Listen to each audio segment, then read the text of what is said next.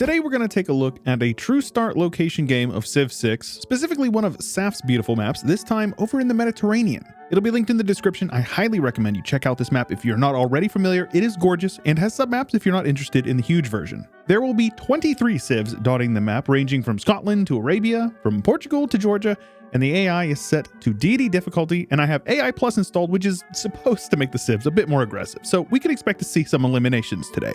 If you, dear viewer, enjoy seeing Civ on the channel, make sure to like the video and subscribe for more, because I know that a lot of you watching are not subscribed, and at 50,000 subscribers here on Schubert, we are going to be doing a massive Paradox Mega campaign all the way from Impera to Rome through Hearts of Iron 4, which should be a ton of fun.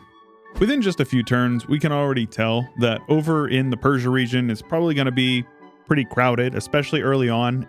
There's going to be a bit of competition over there as well as in Greece, but aside from that, it's pretty even for most people. Up in the British Isles / northern France and the Netherlands, it's going to be a little bit crowded over there, but there's quite a bit of land to the south that people can definitely get moving into. And of course, Rome is wide open, and I decided to start Dido down in Carthage instead of over in Phoenicia. That way it was a little more of an even spread. But in terms of a favorite, it's hard to say. I do want to say that Poland probably has the best chance because I think they have the best land up there and a lot of room to expand. Same with Matthias, but it's hard to say. Scythia also is in a quite good spot as well. Very undisturbed with decent sea tiles and some decent grasslands / forest. So only time is going to tell. We have a little bit of conflict going on up here between the English and the Scots, though that's not really too surprising considering that this is the island of Britain. And the Spanish and the Portuguese are actually having some war as well. A little bit of raising going on behalf of the Spanish. The Spanish actually have a much larger army, so the Portuguese may get clapped, but it's a little too early to say. Who knows how things are going to go? We'll see more definitely as time goes on. Rome absolutely doing well. All roads lead to Rome, and they have pushed all the way up into Ravenna, and they now are communicating at least a little bit with Ludwig, who has a Congo line of troops over here.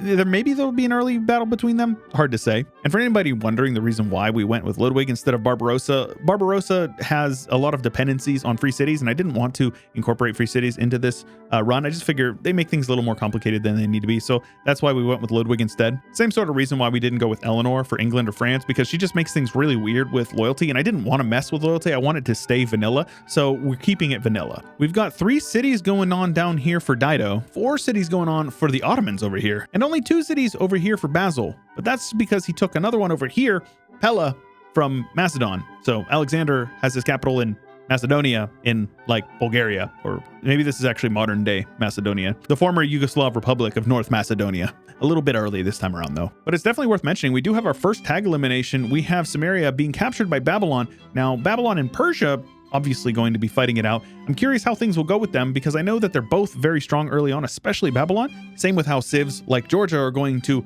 handle things like this big old volcano over here, because I do have disasters cranked all the way up, and I actually have a mod that makes them even more intense. So hopefully that will make things interesting.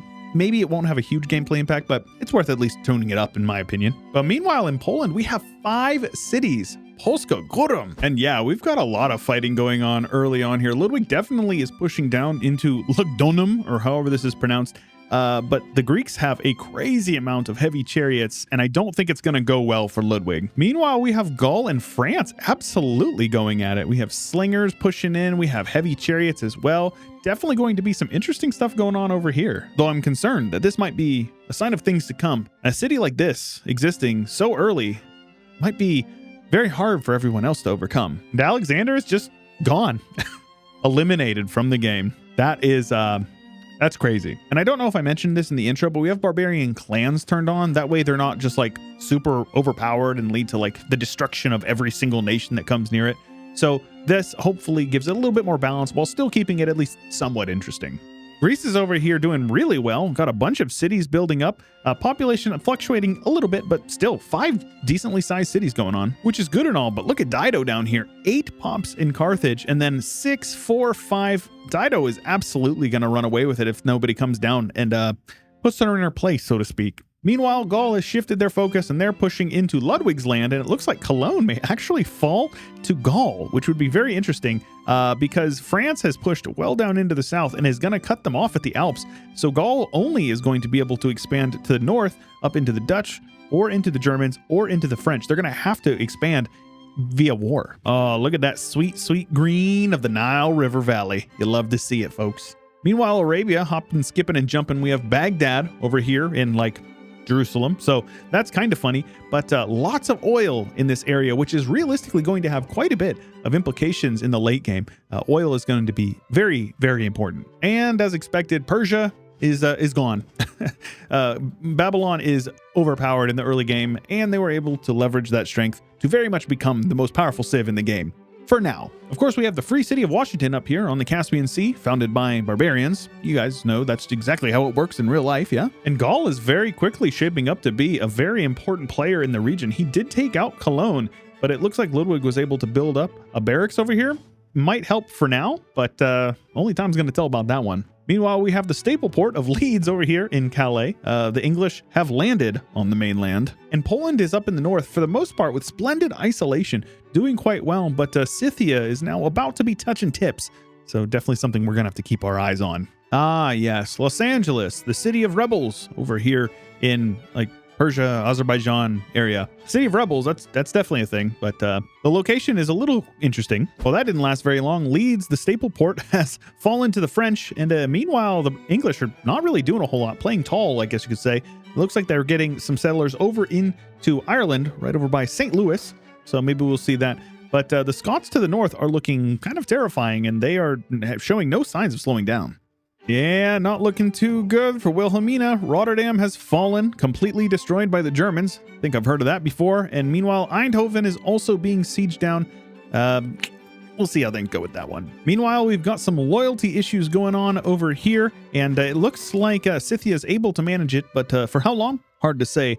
The Poles have some siege engines, and they definitely look like they might be eyeballing some provinces over here. And Los Angeles, the city of rebels, has been sieged down and is now part of the Babylonian Empire. Very nice. Why do all these rebel cities just have American city names? We have Chicago, we have Cincinnati, St. Louis over in Ireland. This is really weird. Almost as crazy as seeing Cleopatra getting dunked on by the Arabians.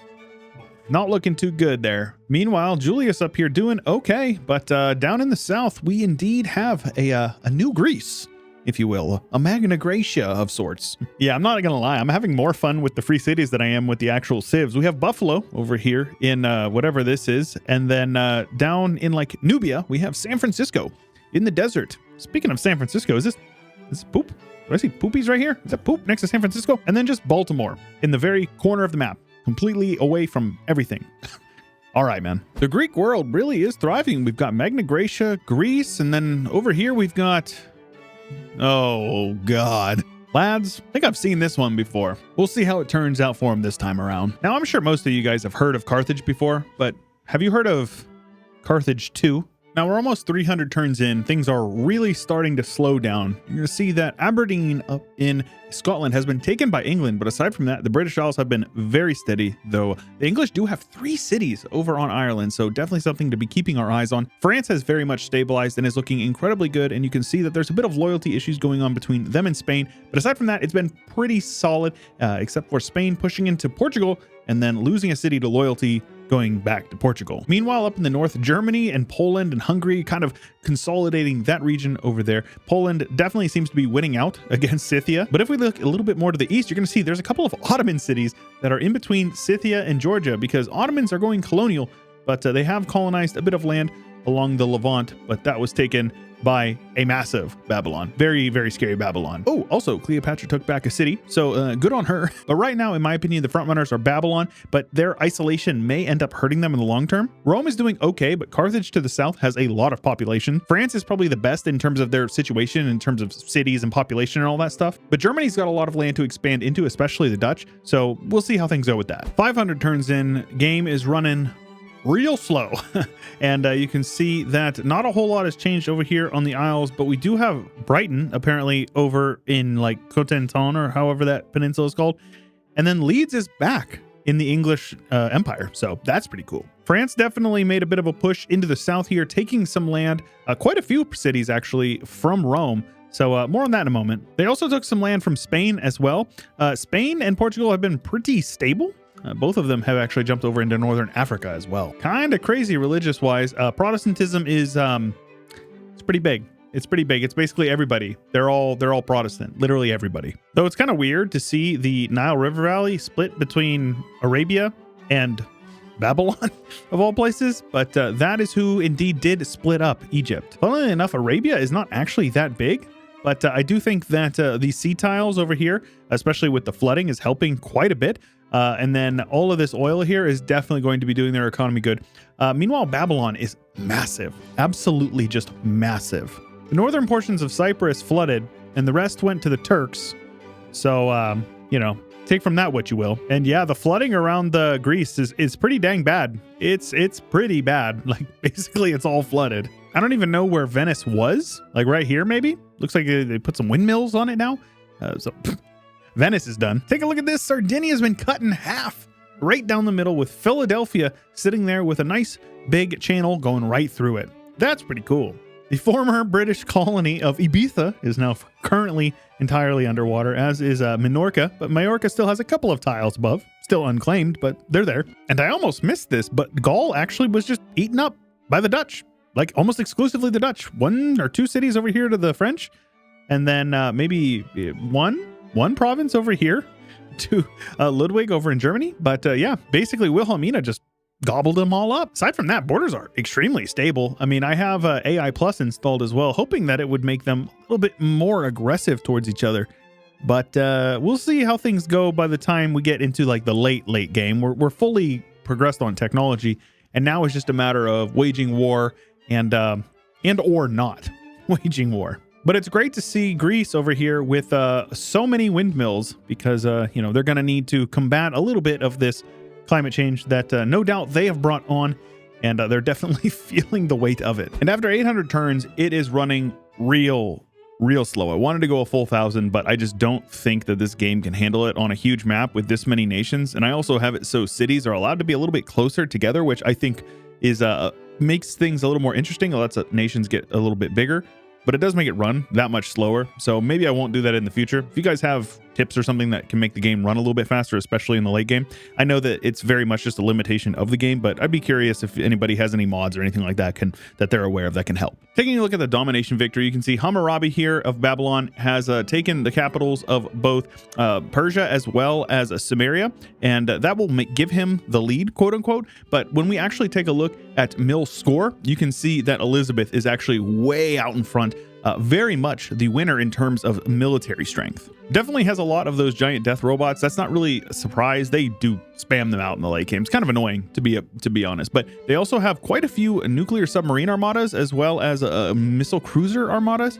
So I think that is probably where they're getting the majority of their strength. They also have modern tank armies. So overall, they're looking very good, though they didn't really do a whole lot of conquest. And this is even with AI Plus installed, which I guess is supposed to make them a little more aggressive, at least if they like make them more confident to be aggressive, but didn't seem to do a whole lot with this one. The science front ends up actually being Dido winning with over 1,000 science per turn, and then Gorgo in second place with like almost 900. So Gorgo's empire ended up doing quite well, pushing down here into like the Aegean Islands, all the way up into what is this, like Serbia, and then all the way past here into Sicily. So looking incredibly good overall, very widespreading, and then managed to defend her borders. So shout out Gorgo. Honorable mention definitely goes to Suleiman. He actually had over 800 science per turn as well, and he held on to all of his cities up here in whatever this area is, like Crimea. So that's pretty sweet as well. Scotland ended up doing basically nothing, while England just built up a military and then didn't do anything. France did a bit of conquering over from the Romans as well as the Spanish, though it does look like this Blois or whatever ended up getting taken by the Spanish.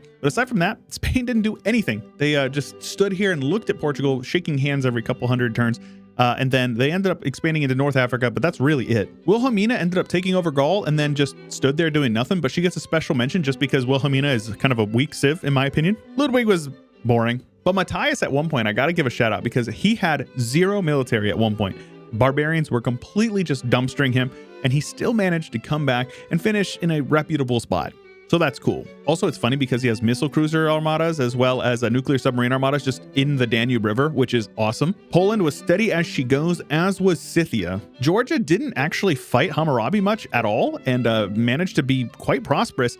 though Hammurabi definitely wins, just considering the fact that they took out 2 civs early, beat up on Cleopatra, helped Arabia beat up Cleopatra, and just finished with probably the largest borders in the game. Arabia did incredibly good considering the fact that Egypt was competing early on, and all they had was like 3 or 4 cities down here where they were just pinned in by the desert, but they managed to get most of the Nile as well as over in the Nile Delta, and that is respectable. I think I'm probably most disappointed in Rome. I mean, obviously they're in a tight spot. They're getting squeezed by every single civ in the game, but you know, you always want to see Rome thrive, or at least I do. Maybe I'm a Romaboo, I don't know. Regardless, I know the civ videos tend to be hit or miss, so I hope you enjoyed it. If you did, make sure you leave a like on the video. If you haven't already subscribed, make sure you do that, because like I said in the intro, at 50,000 subs, we're going to be doing a massive Paradox mega campaign all the way from Repair to Rome through Hearts of Iron 4, and it should be a ton of fun. And you watching, the one who made it to the very end of this video, I want you to know that I appreciate you, and I hope that you have an absolutely wonderful day. Special thanks to Chio, Josh Kopczynski, Adrian Rhino, Blonde Damon, Ian Powell, Cannon Fodder, Corbett Gaming, Anthony Grove, Isaiah, Saronska, Ricardo, Cobalt, Rex, Total Farce Frit, Nathan Albright, and many more. Thank you.